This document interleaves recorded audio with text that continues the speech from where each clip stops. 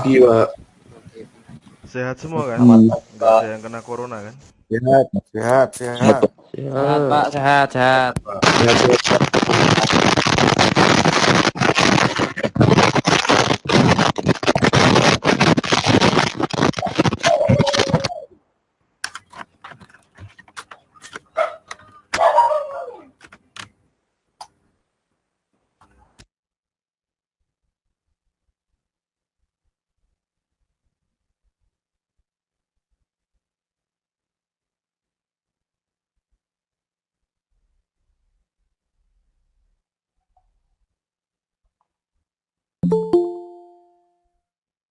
Coba kalian absen dulu ya di belajar.usd.ac.id.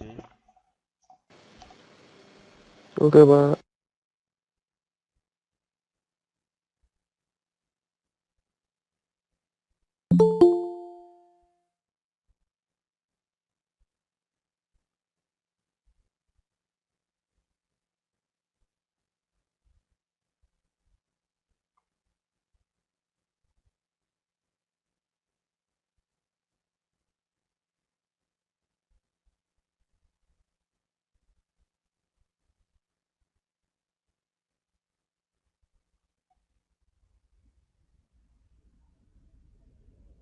Ya, sudah ada yang bisa.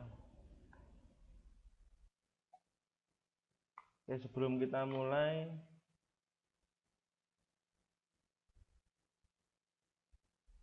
kita awali doa ya. Ada yang mimpin doa, salah satu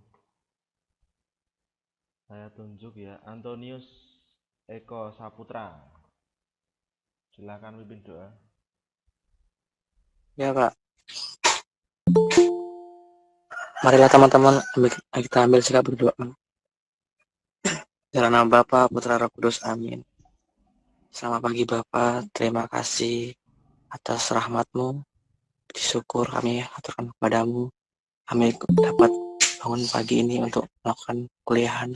Berkatilah pagi ini, semoga kami dapat memahami perkuliahan, serta berkatilah para pembimbing kami, dosen kami, agar mengajar dengan baik, lancar. Ini Yesus Tuhan kami. Amin. Nama Bapa, Putra, Roh Kudus. Amin. Oke, selamat pagi teman-teman. Pagi, Pak. Selamat pagi, Pak.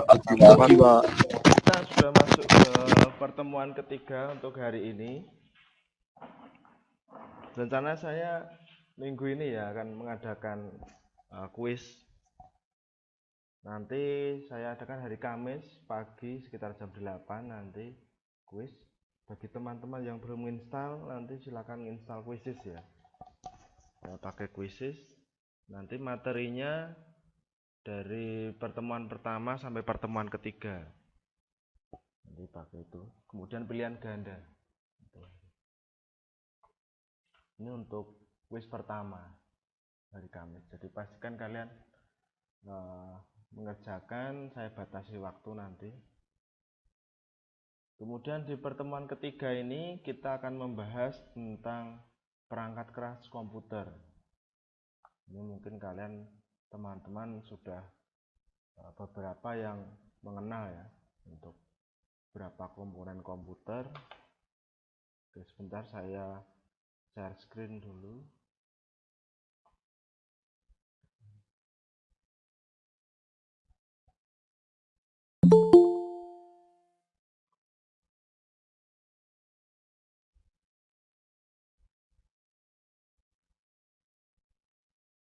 Oke, kemudian ini sudah masuk ke minggu kedua Februari. Kita akan kuliah sampai April ya, nanti pertengahan April, kemudian UAS, kemudian masuk perkuliahan praktek. Jadi nanti praktek komputer dasar juga akan diberikan materi tentang perangkat keras komputer ini. Nanti akan diajari untuk merakit kemudian menginstal. Tapi paling enggak kalian di teori ini kalian mendalami beberapa komponen yang digunakan pada komputer ya, ini biasanya pada komputer CPU ya, yang masih CPU terpisah antara monitor dengan CPU-nya, atau contohnya harddisk ini sudah terpisah, tidak seperti yang di lantai 4 untuk komputer gambar itu sudah jadi satu dengan desktopnya ya, komputer desktop itu. Nah, nanti di praktikum capaiannya kalian bisa merakit komputer dari nol ya, jadi dari komponen yang terpisah kemudian dirakit, kemudian diinstal. Nanti di ujiannya dikasih waktu 2 jam untuk merakit sama menginstal. Ini juga dulu saya juga mengalami seperti ini. Kemudian mungkin yang dari jurusan SMK Informatika atau TIK ini sudah pernah merakit komputer seperti ini. Tapi kita belajarnya yang umum ya, maksudnya tidak tipe-tipe tertentu, karena ada tipe-tipe komputer yang digunakan untuk pekerjaan spesial ya. Contohnya kalau untuk mini PC, jadi mini PC itu juga digunakan untuk display biasanya, jadi satu sama monitornya, itu digunakan untuk jenis-jenis pekerjaan tertentu. Kalau sekarang robot-robot pun sudah terdapat jenis komputer ya, kalau kalian nanti tugas akhirnya menggunakan robot untuk pengolahan kamera, pengolahan datanya, itu juga menggunakan komputer atau mini PC. Ini komputer yang berukuran kecil tapi sudah dapat memproses gambar dan video. Ini yang kenapa menggunakan komputer pada jenis-jenis robot tertentu, karena pengolahan datanya ini menggunakan harus clocknya cepat. Contohnya kalau sekarang sih sudah ada Raspberry itu juga sudah mini PC. Ini mungkin ada teman-teman yang pernah mendengar namanya Raspberry. Nah, ini termasuk mini PC yang digunakan dalam industri juga. Kemudian umumnya yang ada, maksudnya tidak selalu untuk ke industri, jadi umumnya komputer ini yang digunakan untuk pekerjaan kantor ataupun industri ataupun pekerjaan rumah, ini kita menggunakan CPU. Jadi saya menjelaskannya antara monitor dan CPU nanti terpisah. Oke, kemudian perangkat keras komputer itu di sini dibagi ya dalam blok proses di sini. Jadi ada 3 blok. Yang satu ini input itu sebelah kiri ya. Jadi pastikan kalau nanti kalian membuat blok sistem atau blok yang digunakan dalam mesin-mesin, yang sebelah kiri itu input.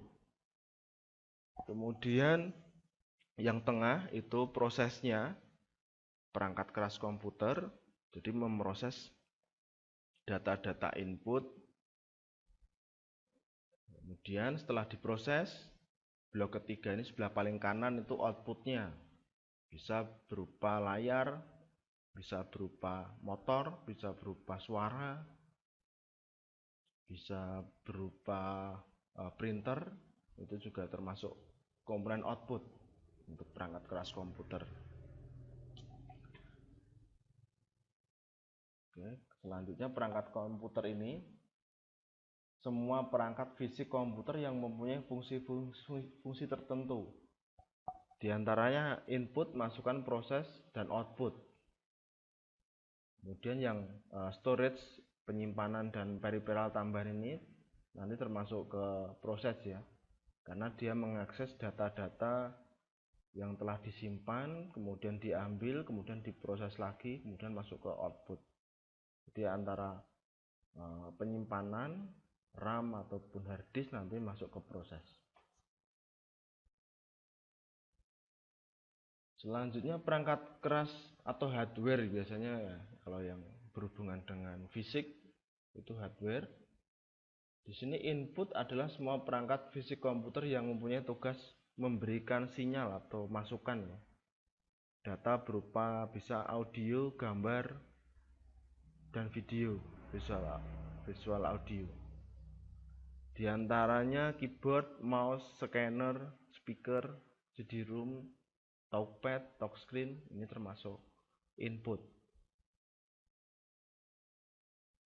Ini yang sering digunakan ya maksudnya. Ini di komputer pertama keyboard itu memberikan masukan simbol, angka, huruf, ini menggunakan keyboard. Tapi sekarang banyak jenis keyboard ya. Ada jenis keyboard yang display, ada yang khusus Android. Kemudian mouse, ada touchpad yang ada nempel dengan laptop biasanya. Kemudian like pen ini ada seperti pensil, kemudian ditulis di display, kemudian bisa terbaca datanya ya, gambar atau apa. Ada lagi input lain untuk game, permainan, bisa joystick atau game paddle. Kemudian ada barcode yang ada di supermarket, biasanya dia mengambil data-data kode batang yang isinya itu berupa angka ataupun huruf ya. Kebetulan yang di supermarket itu untuk harga. Kemudian scanner ini berupa data gambar. Kemudian ada kamera digital yang webcam ini juga termasuk input ya, webcam di laptop kalian ataupun di HP kalian. Selanjutnya ada mikrofon dan graphic pad, ini yang papan kemudian ditulisi atau digambar, kemudian papannya itu otomatis terhubung ke komputer sekarang. Oke, ini yang ada banyak sekali jenis input, kita jelaskan satu-satu.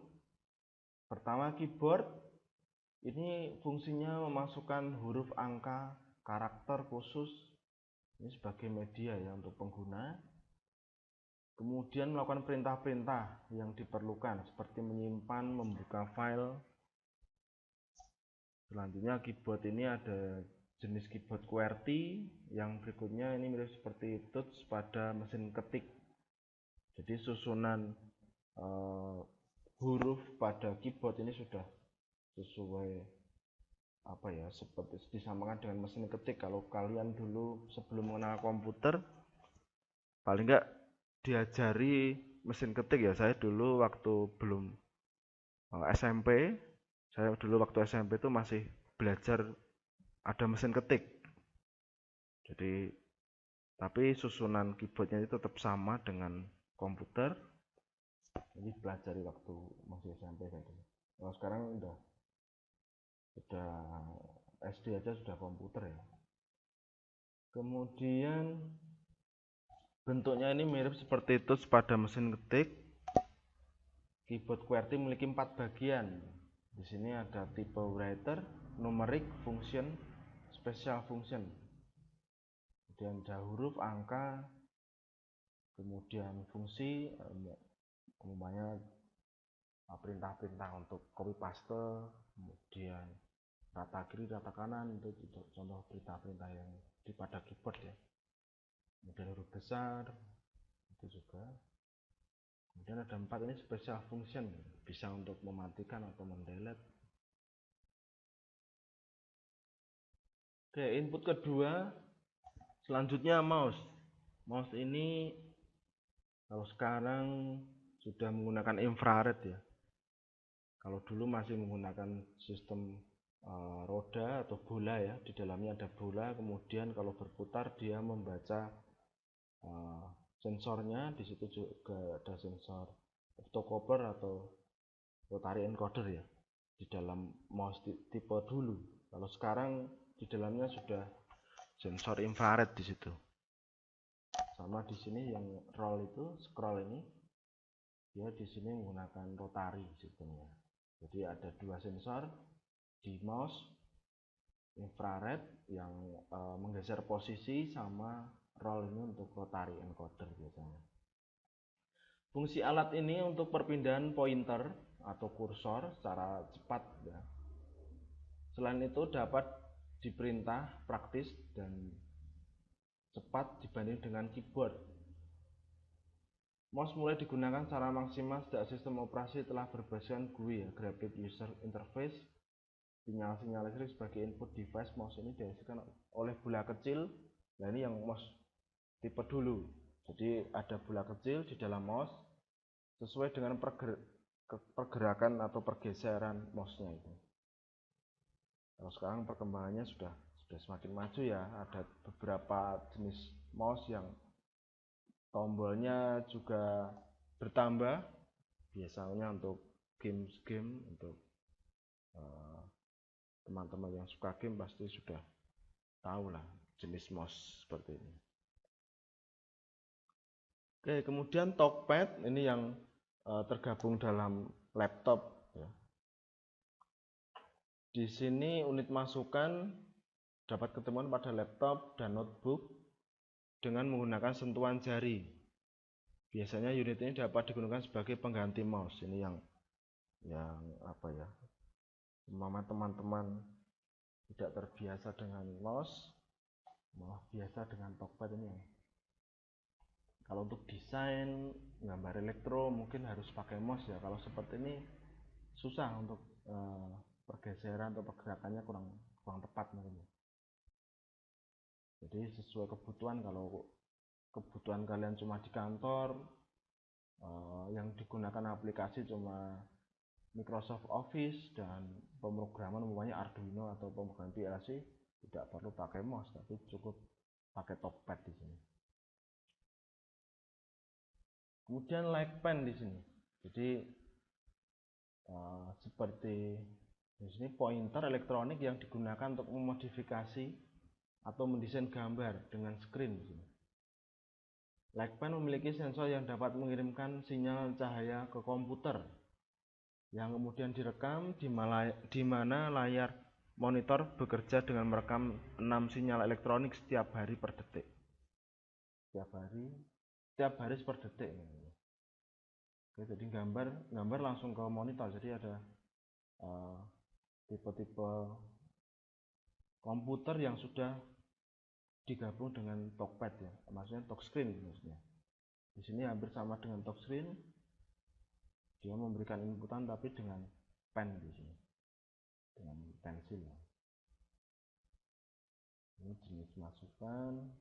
Ada lagi joystick atau game paddle. Joystick di sini biasanya berbentuk tongkat atau seperti stick PS ya. Sedangkan game paddle biasanya berbentuk kotak atau persegi, terbuat dari plastik, dilengkapi dengan tombol-tombol yang akan mengatur gerak suatu objek dalam komputer. Jadi selain mouse juga ada tambahan kalau untuk game atau simulasi SIM atau simulasi naik pesawat umpamanya ya, atau sopir, itu ada jenis khusus untuk setir, ada yang seperti ini joystick. Jadi disesuaikan dengan aplikasi apa yang digunakan untuk jenis inputnya. Kemudian input selanjutnya untuk komputer di sini ada barcode reader di sini untuk membaca barcode. Contohnya yang ada di layar kalian itu kode batang, biasanya ada yang ada atasnya atau bawahnya ada huruf dan angka ya. Di sini biasanya antara huruf dan angka yang tertampil dengan kode batang ini sama isinya. Mungkin kalau yang di kartu KTM kalian, kartu mahasiswa kalian itu nomor NIM isinya. Nomor NIM untuk KTM ya. Fungsi alat ini untuk membaca suatu kode yang berbentuk kotak atau garis-garis tebal vertikal yang kemudian diterjemahkan dalam bentuk angka-angka. Kode ini biasanya menempel pada produk ya, produk makanan atau minuman, alat elektronik, dan buku. Jadi tidak perlu mengetik satu-satu di Excel. Kalau untuk sistem kasir itu tinggal menempelkan atau mendekatkan barcode reader ini dengan produk yang mau dibaca harganya itu. Selanjutnya di sini ada scanner, juga termasuk input. Di sini mengambil data gambar. Scanner adalah sebuah alat yang dapat berfungsi untuk mengcopy atau menyalin gambar atau teks yang kemudian disimpan ke dalam memori komputer. Di sini fungsi scanner ini mirip seperti mesin fotokopi ya. Perbedaannya adalah mesin fotokopi hasilnya dapat dilihat pada kertas, sedangkan scanner dapat ditampilkan melalui monitor terlebih dahulu hingga kita dapat melakukan perbaikan atau modifikasi file ya. Dapat disimpan kembali ke dalam bentuk PDF ataupun JPEG ya. Dan ini tergabung sama biasanya printer ya. Ada yang terpisah khusus untuk scanner sendiri, ada yang tergabung dalam printer. Kemudian kamera digital ini bisa yang paling dekat ya menggunakan webcam ya. Di kamera digital ini juga sebagai input, tidak memerlukan film sebagaimana kamera biasa. Gambar yang diambil dengan kamera digital disimpan ke dalam memori kamera, kemudian dalam bentuk file, kemudian dapat dipindahkan ke komputer atau ke hard disk ya. Ada yang bawaan webcam, ada yang kamera digital biasa, kemudian dihubungkan menggunakan USB supaya terbaca di komputer di sini. Selanjutnya input komputer di sini juga mikrofon. Biasanya laptop sudah ada bawaan ya mikrofonnya. Kalau yang komputer CPU terpisah untuk mikrofonnya. Unit masukan ini berfungsi untuk merekam atau memasukkan suara yang akan disimpan dalam memori komputer untuk didengarkan. Laptop, HP ini sudah ada mikrofonnya semua. Ini datanya nanti berupa langsung ke MP3 ya biasanya. Bisa diganti format MP4 atau MP3. Ada lagi di sini graphic pad. Jadi di sini untuk teknologi komputer aided design untuk CAD ya. Kalau kalian teman-teman yang dari teknik mesin mungkin diajari sedikit untuk software untuk gambar. Nah, ini bisa menggunakan graphic pad ini membuat rancangan bangunan, rumah atau mesin dan pesawat dengan menggunakan graphic pad. Graphic pad ini merupakan input masukan untuk menggambar objek pada monitor.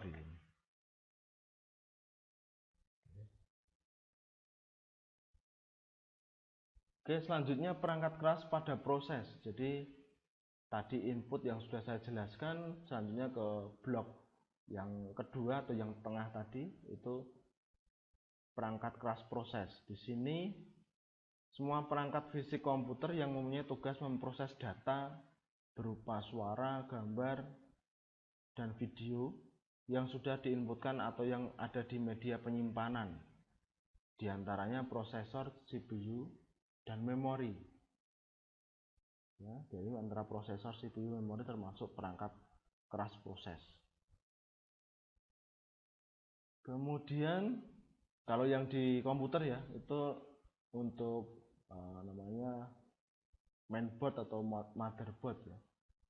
Di sini perangkat keras proses ada control unit CU, kemudian ALU untuk perhitungan aritmatik, kemudian register untuk penyimpanan, ada juga CPU interconnection untuk komunikasi, kemudian tambahan-tambahan untuk pendingin.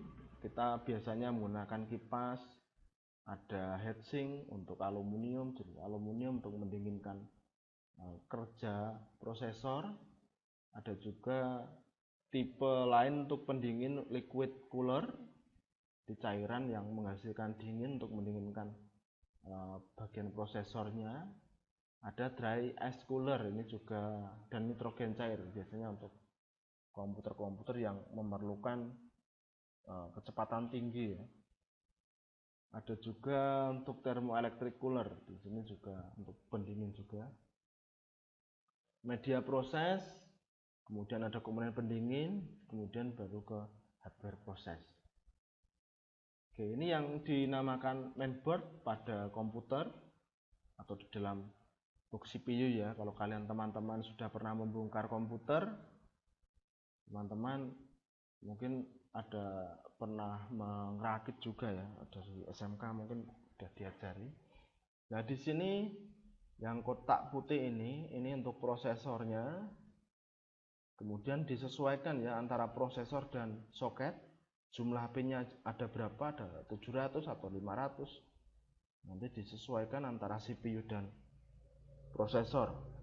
Kemudian di atas prosesor nanti ada CPU, fan, kipas, dan pendingin ya, heatsink.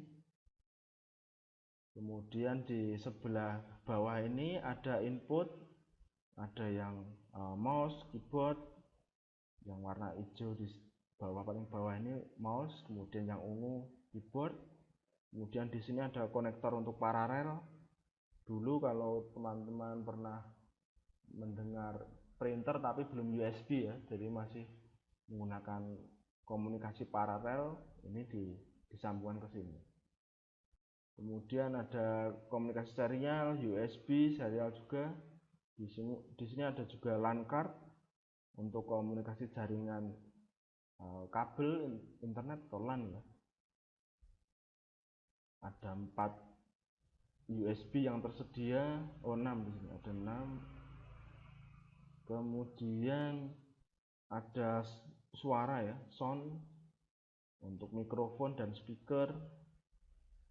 Kemudian baterai CMOS di sini ada baterai 3,3 volt ya. Di sini untuk membackup tegangan. Biasanya kalau settingan pada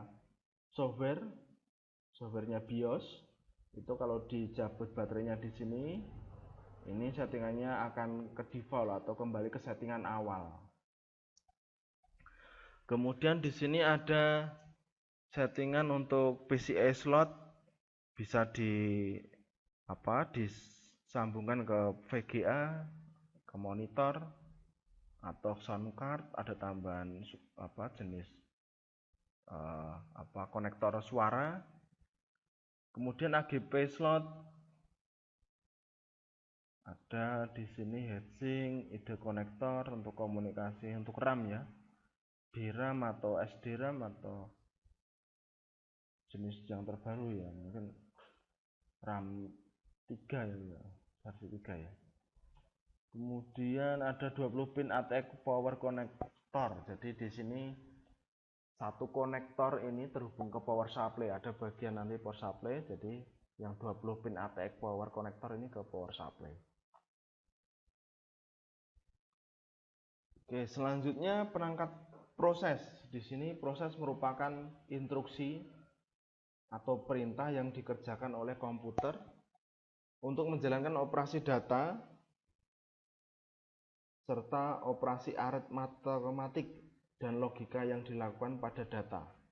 Pemrosesan data dalam sebuah perangkat komputer dikerjakan oleh CPU, Central Processing Unit ya, atau pengolah data. Ini prosesornya itu yang paling bawah, kemudian atasnya ini untuk heatsink, kemudian yang paling atas ini untuk kipas atau fan untuk mendinginkan proses ya. Oke, untuk prosesornya ini yang terbaru ya, ini sudah Core i7. Komputer tidak akan dapat bekerja tanpa adanya CPU. CPU sering disebut sebagai otak komputer. Kemudian pada motherboard atau mainboard ini memiliki sirkuit tunggal terintegrasi, single integrated circuit, yang dinamakan mikroprosesor. Selanjutnya, CPU juga memiliki dua komponen dasar, yaitu unit kontrol atau ALU, Arithmetic Logical Unit, dan ditambah dengan register dan CPU interconnection. Ini untuk prosesor. Kemudian control unit di sini menginstruksikan sistem komputer bagaimana cara mengikuti instruksi sebuah program. Jadi hal tersebut akan menghubungkan langsung data dari dan ke memori prosesor. Bisa memori RAM, memori sementara, dan hard disk itu ya untuk memori permanen ya. Di situ untuk hard disk tanpa perintah kita simpan atau hapus, jadi datanya masih tetap di situ. Unit kontrol penyimpanan data sementara, instruksi dan memproses sebuah informasi dengan menggunakan unit aritmatik. Sebagai tambahan, unit juga mengontrol sinyal antara CPU dan piranti eksternal seperti hard disk dan memori utama dan port I/O untuk komunikasi antara komputer dengan komputer lain. Kemudian arithmetic logical unit di sini menjalankan dua operasi aritmatik dan operasi logik ya.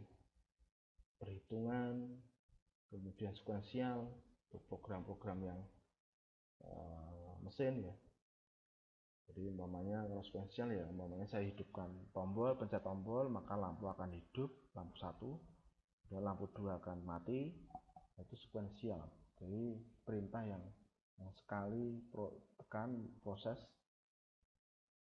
ini akan mengikuti proses satu metode program ya.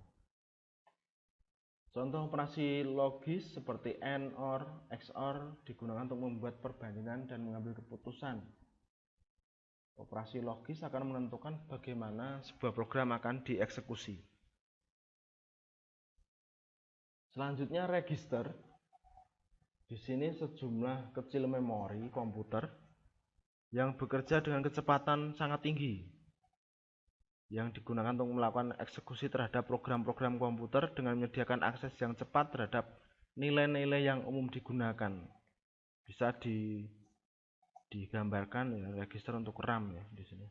Semakin RAM-nya tinggi berarti kecepatan pengambilan keputusan juga semakin cepat. Kemudian CPU interconnection di sini sistem koneksi dan bus yang menghubungkan komponen-komponen. Jadi komponen internal, contohnya ALU, CU, control unit, register dengan komponen-komponen eksternal CPU. Kemudian yang paling utama CPU atau prosesor. Di sini prosesor menangani sebagian besar operasi yang dijalankan oleh komputer dengan memproses instruksi atau perintah, mengirimkan sinyal keluar, mengecek hubungan connectivity dan memastikan bahwa operasi dan hardware perangkat keras berfungsi sebagaimana mestinya. Prosesor akan bertindak sebagai pengirim pesan pada komponen-komponen seperti RAM, monitor, dan hard disk. Selanjutnya mikroprosesor dihubungkan ke dalam sistem komputer melalui 3 bus. Bus tersebut adalah bus data, bus alamat, dan bus kontrol. Jadi kalau digambarkan ini ada 3 kotak. Di sini ada bus data, bus alamat, dan bus kontrol. Kemudian di antara ketiga kotak itu nanti akan saling komunikasi di sini, mengecek hubungan dan memastikan bahwa operasi dan hardware perangkat keras berfungsi sebagaimana mestinya. Ini untuk tugas prosesor atau CPU. Kemudian komponen pendingin Di sini terkadang tidak terlalu diperhatikan ya. Pada biasanya orang lebih memperhatikan kualitas prosesor, VGA, dan RAM. Ini yang biasanya orang membeli suatu komputer itu yang paling paling dilihat atau dipertimbangkan. Ini kualitas prosesornya, kecepatannya berapa. Kemudian VGA-nya ini juga untuk display, kalau untuk desain ataupun menggambar dia menggunakan memori VGA yang besar. Kemudian RAM juga untuk kecepatan proses, biasanya untuk rendering gambar, video, kemudian program atau compiling program, namanya dari bahasa C di download ke Arduino ataupun ke microcontroller yang lain. Di situ menggunakan RAM yang besar. Kemudian hard disk kita ya sesuai kebutuhan lah, untuk penyimpanan apa, video ataupun data-data kantor. Mungkin kalau data-data kantor yang tanpa video mungkin kecil ya, tapi kalau sekarang semua film ataupun video kita simpan di komputer. Jadi yang ini yang disesuaikan dengan kebutuhan kalau hard disk. Jadi yang paling penting ya prosesor, RAM, dan VGA di sini. Kemudian di sini padahal pendingin pada komputer yang terpasang di casing atau perangkat komputer merupakan komponen yang penting karena berguna untuk mengatur suhu dan juga mencegah overheat pada perangkat komputer. Ini sama saja ya, kalau yang sepeda motor ataupun mobil itu juga ada namanya overheat atau cepat panas ya. Panasnya melebihi dengan standar, umpamanya seperti itu. Komputer pun juga harus diberikan pendingin, bisa berupa kipas ataupun ice cooling tadi. Dengan dinginnya suhu di perangkat komputer, maka perangkat tersebut akan bertahan lebih lama. Ini umurnya juga akan mempengaruhi ya. Jadi kalau di kantor ataupun di kampus ada ruang server, biasanya di situ ada yang ruang komputer ya, biasanya harus terdapat AC. Jadi kebutuhan pendinginan suatu komputer ini juga dibantu dari luar komputer menggunakan AC ataupun di sini menggunakan kipas, ada tambahan kipas juga. Ini yang jarang diperhitungkan orang-orang yang menggunakan komputer ya. Kemudian di sini ada kipas atau fan, ini juga termasuk pendingin, merupakan sistem pendingin komputer yang paling umum digunakan. Biasanya terpasang pada casing prosesor atau VGA. Kegunaannya juga tergantung arah angin yang dihasilkan oleh kipas. Ada yang untuk sirkulasi udara, ada yang mengarahkan udara ke prosesor atau VGA agar tidak terlalu panas. Jadi kalau arah komputer ya, arah kipas, arah putaran kipas itu mau harusnya keluar, karena kalau yang di casing nempel dengan casing itu kan membuang aliran udara panas ke luar CPU maksudnya. Kemudian kalau yang di VGA dan prosesor itu malah mendorong udara luar untuk mendinginkan prosesornya atau VGA-nya atau IC yang pada VGA. Biasanya kipasnya ini masuk ke dalam. Kalau untuk casing, pada casing komputer atau box komputer itu kipasnya itu keluar arahnya, arah putaran pendinginnya. Kemudian heatsink, di sini ada banyak jenis ya. Saya contohkan yang bulan untuk prosesor. Di sini lempengan logam yang berfungsi untuk menyerap panas. Ya paling umum yang digunakan yang di sini menggunakan aluminium, mendinginkan perangkat komputer serta biasanya tergabung dengan kipas. Jadi di atas pendingin ini ada tambahan kipas untuk mendinginkan heatsinknya. sehingga alurnya adalah kipas mengalirkan udara ke heatsink dan heatsink membuat udara tersebut lebih dingin ketika mengenai perangkat komputer. Ada lagi tipe untuk pendingin di sini menggunakan liquid cooler. Di sini akan membuat perangkat komputer yang terintegrasi menjadi 10% lebih dingin sehingga produksi panas bisa diatasi. Dengan begitu, umur dari perangkat komputer juga akan lebih tahan lama. Kelebihan dari liquid cooler ini adalah tidak berisik ketika digunakan, bahkan hampir tanpa suara. Ini yang menggunakan komputer-komputer yang kerjanya yang di-force lah, kerja keras untuk komputer server ataupun desain, biasanya ditambahin seperti ini, liquid cooler. Ada lagi untuk pendinginan sistem komputer atau yang di prosesor. Di sini menggunakan dry ice cooler atau nitrogen cair. Dia ada tempat tabung, kemudian di dalamnya ini nanti diisi dengan nitrogen cair. Ini fungsinya juga untuk mendinginkan. Biasanya ada lomba ya di Indonesia ini untuk clocknya ini, semakin komputernya clocknya semakin cepat, di sini panasnya semakin meningkat. Jadi ada lomba untuk membuat pendingin supaya komputernya ini clocknya itu bisa maksimal atau lebih cepat ya. Kemudian sistem penggunaannya adalah perangkat komputer akan langsung bersentuhan dengan tabung tembaga yang nantinya akan diisikan dry ice atau es kering atau diisi dengan nitrogen cair. Biasanya digunakan untuk overclock sehingga bisa menghasilkan suhu yang sangat dingin.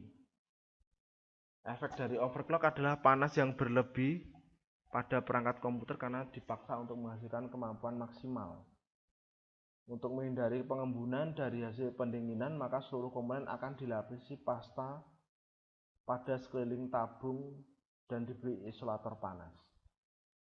Jadi ada isolatornya sebelum masuk ke langsung ke prosesor. Kemudian ini tadi sudah ini ada tambahan sensor suhu di sini. Thermoelectric cooler. Di sini pen dingin ini bekerja dengan mengalirkan arus listrik ke salah satu sisi logam sehingga akan tercipta sisi yang dingin dan yang panas pada sistem ini bisa membuat sebuah pendingin hingga melewati batas titik beku air. Jadi ada tipe untuk pendinginan menggunakan thermoelectric cooler. Ya ada kipasnya, ada heatsinknya, tambahan komponen elektronik ya di sini. Oke, kemudian selanjutnya perangkat keras output. Perangkat keras output ini atau hardware, semua perangkat fisik komputer yang mempunyai tugas mengeluarkan atau menampilkan data berupa suara, gambar, dan video audio yang sedang diolah atau sudah menjadi hasil olahan. Oke, contohnya di sini ada headset yang saya pakai di sini, headset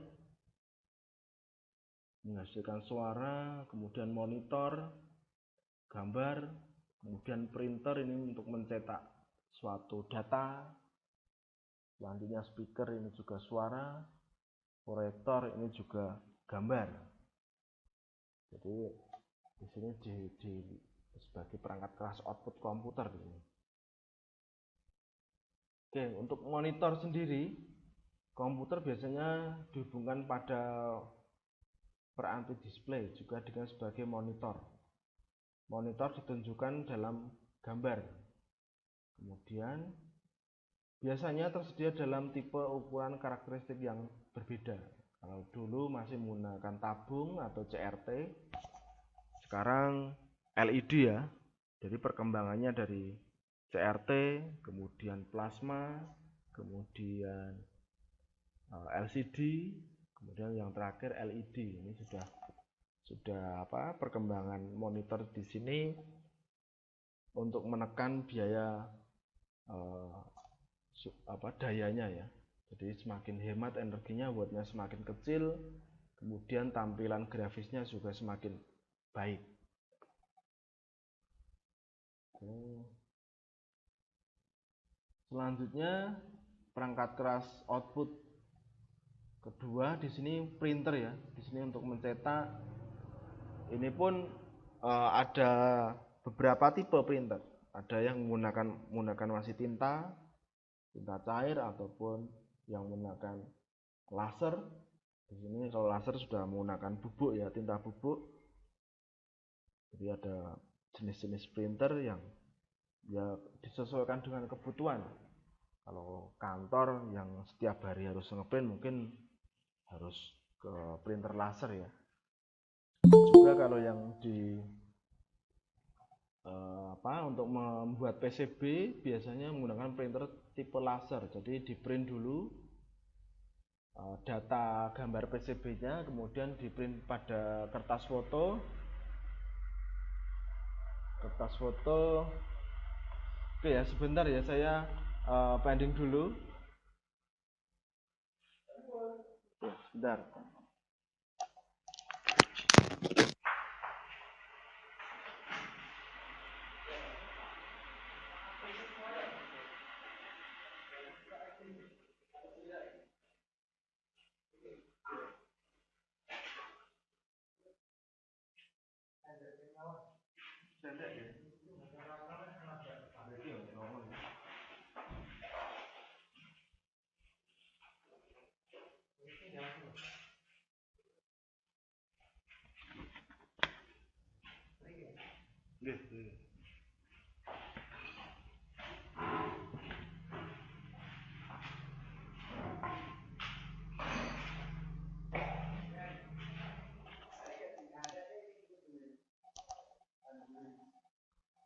Sebentar ya teman-teman, kita istirahat 10 menit dulu, nanti kita lanjutkan ya.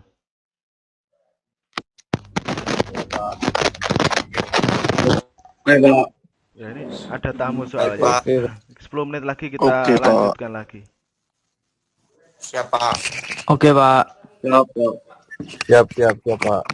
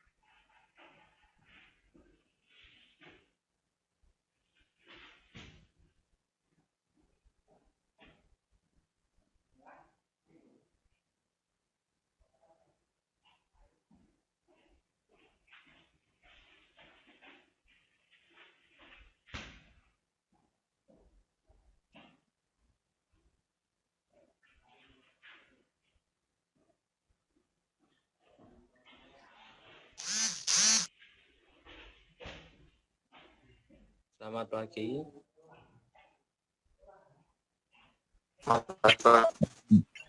Pagi, Pak.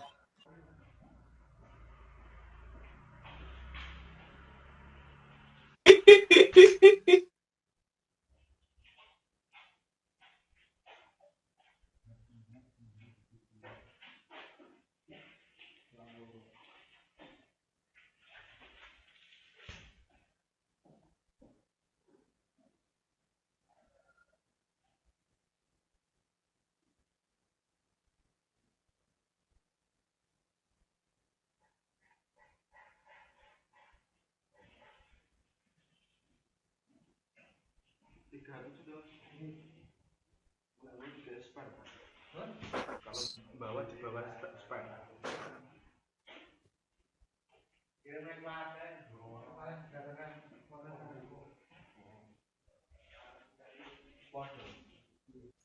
Selamat pagi. Selamat pagi, Pak.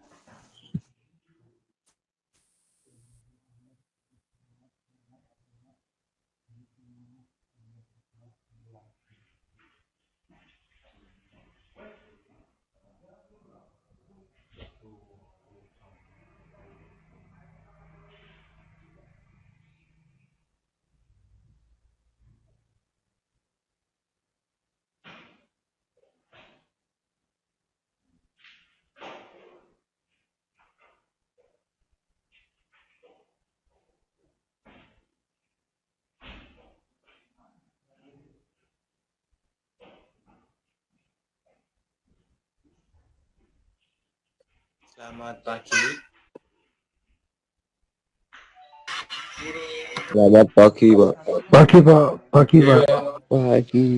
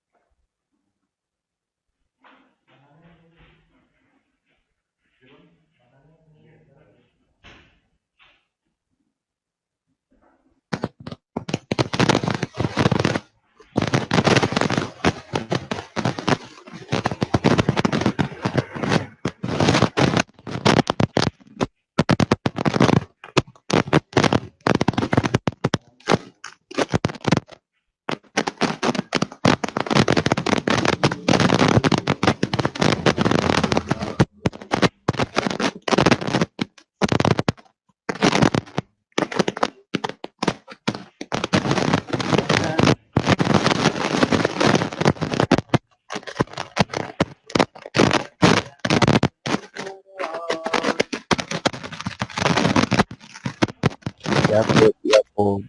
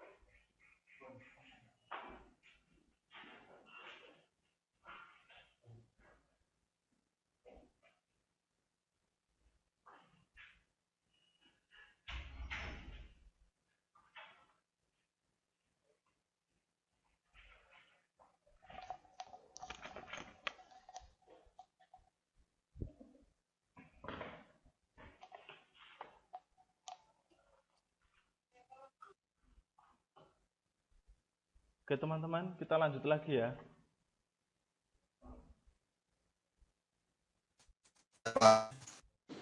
Oke, Bang. Ya, tadi Oke, Pak. ada tamu soalnya, jadi saya nggak bisa. Nah, kita lanjutkan lagi. Siap. Oke, selanjutnya ini perangkat output ya, tadi masih ke printer. Jadi sekarang printer sudah Sudah banyak fasilitasnya, sudah bisa scan, bisa untuk fotokopi, kemudian bisa warna, ngeprint warna. Di sini ada dua jenis, yang laser sama yang tinta. Biasanya dibedakan ya, karena sesuai kebutuhan, karena printer ini juga riskan juga. Jadi kalau kita teman-teman kalau menggunakan printer jarang-jarang akan merusak cartridge-nya. Ini yang paling sering cartridge-nya yang mahal ya. Ini juga menggunakan komunikasi USB. Kalau dulu masih sebelum USB masih paralel ya untuk komunikasinya. Yang paralel yang saya tunjukkan tadi menggunakan kabel yang besar, menggunakan DP25, tapi sekarang menggunakan USB cuma 4 kabel ya. Di dalam USB itu ada 4 kabel, RX-TX dan sumber tegangan 5 volt dan 0 volt. Oke, selanjutnya printer ini garis besar ada dot matrix. Printer jenis ini menggunakan tinta jenis pita ya, seperti yang terdapat pada mesin ketik. Ini yang printer zaman dulu. Inkjet, kemudian printer jenis ini menggunakan tinta cair atau liquid. Yang ketiga menggunakan laser printer, ini menggunakan tinta serbuk atau powder seperti bubuk glitter. Ini yang pada mesin-mesin fotokopi yang besar ya.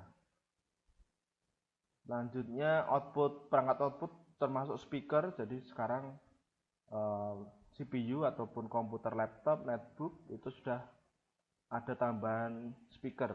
Di sini untuk menampilkan suara atau memberikan output suara. Selanjutnya speaker adalah perangkat keras untuk menghasilkan suara. Jenis selain dari speaker adalah headset dan earphone. Ini untuk jenis yang ditempel ke telinga ya. Kita dapat mendengarkan hasil keluaran berupa suara dari komputer melalui speaker. Selanjutnya output komputer atau perangkat keras komputer ini juga proyektor. Di sini hampir sama untuk monitor ya, tapi di sini ada tambahan, ditampilkan atau disorot ke layar atau screen.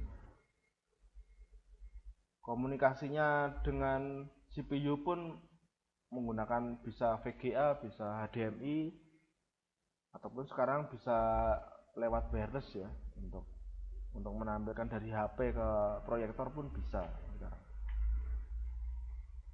Ada juga plotter di sini untuk menghasilkan lukisan atau banner yang besar ya, hampir sama dengan printer.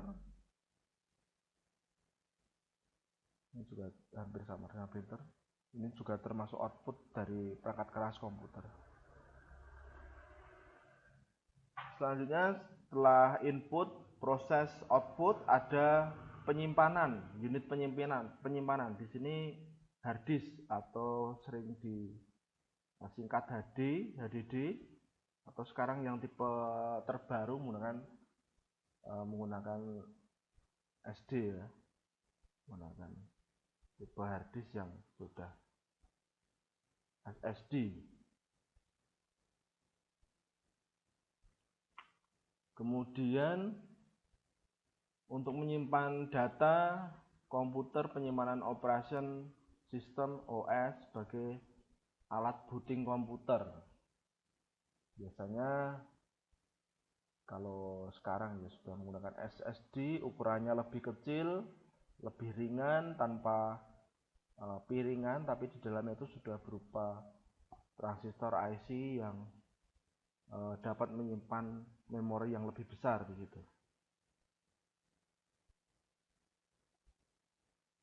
Operasi sistem sebagai alat booting komputer. Di sini operasi sistem biasanya dipartisi ya, dibagi-bagi, ada memori C, memori D, memori E. Ini yang paling sering digunakan di operasi sistem yang pada C ya, untuk kalau Windows ya. Kalau kalian pakai MacBook itu juga terdapat hard disk sesuai kebutuhan kalian. Kalau kalian menggunakan yang lebih murah ya menggunakan HDD, kalau yang membutuhkan kecepatan yang tinggi sesuai untuk desain ataupun pengolahan rendering suara atau video, ini bisa menggunakan SSD karena mempengaruhi kecepatan pemrosesan data di sini. Menggunakan jenis harddisk yang disesuaikan dengan kebutuhan. Selanjutnya penyimpanan data lain menggunakan floppy disk. Floppy disk di sini di tahun 2005-2006 itu masih eksis ya menggunakan floppy disk di sini atau disket. Di sini kapasitasnya 1,4 MB. Media penyimpanan magnetik. Nah, sekarang sudah nggak ada ya. Jarang sekali komputer-komputer sekarang menggunakan floppy disk di sini. Tapi kalau dulu masih banyak untuk menyediakan seperti ini. Saya masih mengalami untuk floppy disk di sini. Kemudian alat penyimpanan selanjutnya di sini optical drive, optical disk. Di sini untuk menyimpan data dengan media yang berupa kepingan CD. Dengan cara melakukannya ialah menggunakan teknologi optik. Ya, kalau kalian teman-teman pernah punya, ada laptopnya, ada CD-ROM-nya, di sini membutuhkan optical disk atau CD-ROM, DVD-ROM, kemudian disimpan datanya di situ. Kemudian alat penyimpanan selanjutnya flash disk. Biasanya disebut dengan USB drive, pen drive, pocket drive, micro disk. Flash disk di sini digunakan untuk alat penyimpanan data, juga untuk menginstal sistem operasi. Kalau sekarang yang menggunakan software umpamanya LabVIEW. Jadi flash disk di sini untuk mengaktifkan dongle-nya. Jadi sebagai kunci ya, tanpa dongle itu flash disknya ini aplikasinya tidak berjalan, harus ada dongle flash disk ini. Kalau sekarang banyak sekali tipenya menggunakan micro SD, micro SD sama MMC ya. Ini banyak sekali jenis alat penyimpanan storage device-nya. Kemudian yang paling utama di sini yang paling penting ya, karena tanpa power supply komputer tidak akan aktif, tidak akan menyala. Nah, power supply komputer di sini mengonversi menyediakan aliran listrik tetap untuk digunakan komputer. Di sini ada banyak output, ada yang menggunakan tegangan 5 volt, ada yang menggunakan tegangan 12 volt, ada yang menggunakan tegangan 9 volt. Nah, di sini kabelnya di sini, kabel pada power supply di sini sudah banyak ya, maksudnya tinggal menancapkan ke motherboard ataupun ke hard disk kebutuhan sumber tegangan. Jadi power supply ini sangat vital, disesuaikan dengan kondisi negara. Umpamanya di Indonesia kita menggunakan tegangan 220 volt, di Amerika menggunakan 110 volt. Jadi dibaca spesifikasinya, disesuaikan dengan tegangan setiap sumber tegangan pada setiap negara. Umpamanya laptop kalian ya, mungkin yang di Indonesia 220 volt masih bisa dipakai pada tegangan 110 volt. Nah, ini perlu diperhatikan komponen elektronik yang berhubungan dengan listrik, tegangan, arus. Ini harus mau bepergian kemana-mana, mau dibawa ke Jepang ataupun ke negara lain, harus dilihat sumber tegangannya ini bisa nyala apa tidak. Kemudian RAM, di sini random access memory. Di sini tempat penyimpanan sementara ya. Jadi pemrosesan pada prosesor dia memerlukan memori sementara yang diproses pada central unitnya. Ini contoh memori. Kemudian ada slotnya di tengah di sini harus disesuaikan ya. Sekarang yang DRAM yang sudah masuk ke tipe 3 ya sekarang. Nanti disesuaikan.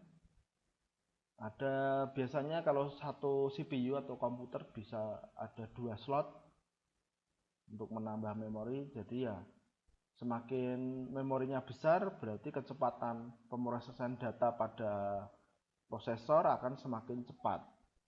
Umpamanya dipakai untuk MATLAB. MATLAB ini lumayan berat.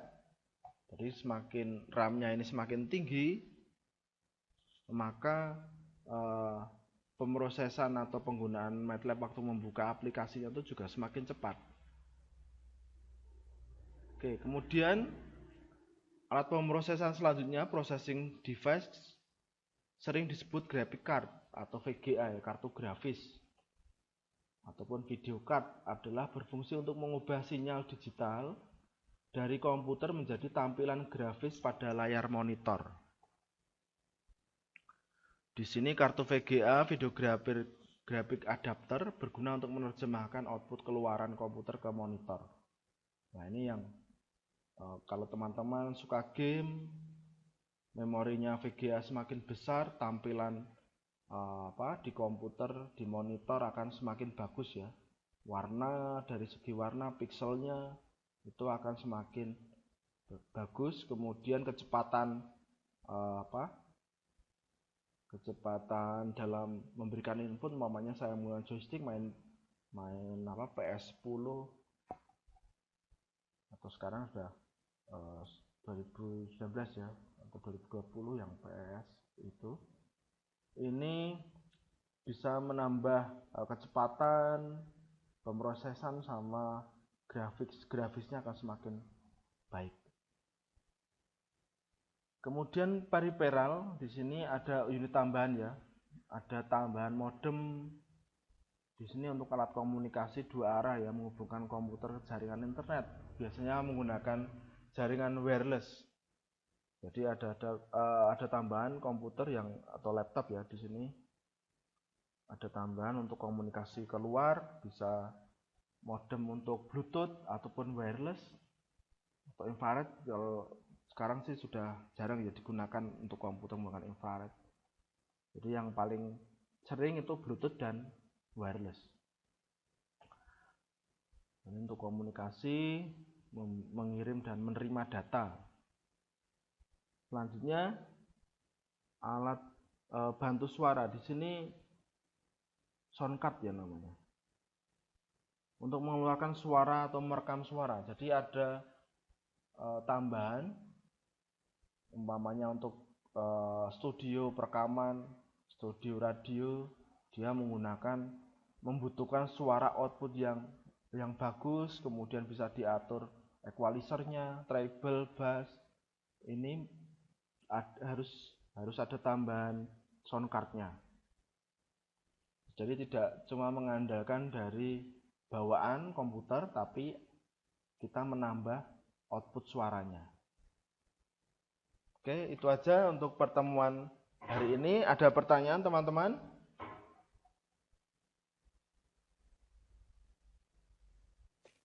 Saya mau tanya Pak, Ya, silakan. soal perbedaan ini printer sama plotter ya apa ya Pak ya? Mungkin ukuran ya. Kalau di Plotter. sini sama media yang ditulis atau yang dicetak. Kalau printer kan kertas biasanya. Kalau yang plotter ini menggunakan jenis seperti kain ya atau banner. Tapi juga bisa kertas, tapi ukurannya lebih besar yang di sini. Ya hampir sama cara kerjanya. Tapi kalau yang dibedakan kapasitas apa maksudnya? Ukuran percetakannya itu. Ukurannya ya sekitar 2 meteran lah. Jadi untuk banner, untuk media-media periklanan itu yang menggunakan plotter. Gitu. Kalau untuk hardware-nya, sistemnya ya hampir sama. Dia mengambil data, kemudian menggerakkan motornya juga untuk menggambar, kemudian tintanya juga sama dikeluarkan, tapi cuma ukuran dan medianya, bahan yang akan dicetaknya seperti apa itu.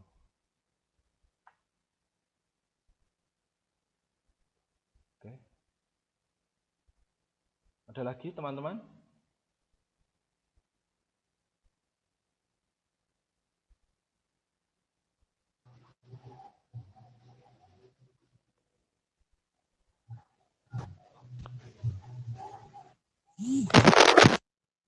Sudah absen belum, teman-teman? Pak. Sudah, Pak. Sudah. Oke, kalau nggak ada pertanyaan, bukan minggu depan sih, hari Kamis kita akan melaksanakan kuis. Ya, mungkin 20 soal, pilihan ganda nanti untuk mengambil nilai pertama lah. Jadi untuk memenuhi tugas 30% juga, saya juga mengambil tugas. Nanti ada beberapa tugas, mungkin 3 tugas ya. Maksimal ya, terus supaya saya juga tidak terlalu banyak untuk mengkoreksinya juga. Jadi pastikan hari Kamis kalian teman-teman hadir jam 8 mengerjakan soal kuis dari bahannya dari pertemuan pertama sampai ketiga ini. Itu aja. Siap. Oke, kalau nggak ada. Pakai kuisis, Pak? Iya, pakai kuisis. Oh, oke, Pak. Sudah nginstal semua kan? Ada yang belum install? Punya lewat web ya, Pak ya. Oke, web Oh, bisa. pakai web bisa. Juga bisa. Pakai HP ya bisa, terserah teman-teman enaknya gimana. Yang penting untuk mereview aja supaya materi-materi ini tidak langsung lupa. Begitu. Oke, itu aja. Kalau nggak ada pertanyaan, saya akhiri. Tapi pimpin doa ya, salah satu saya tunjuk di sini.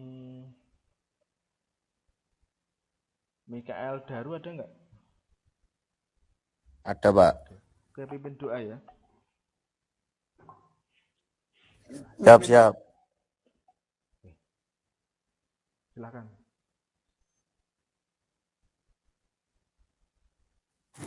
Mari teman-teman, kita mengakhiri dengan doa.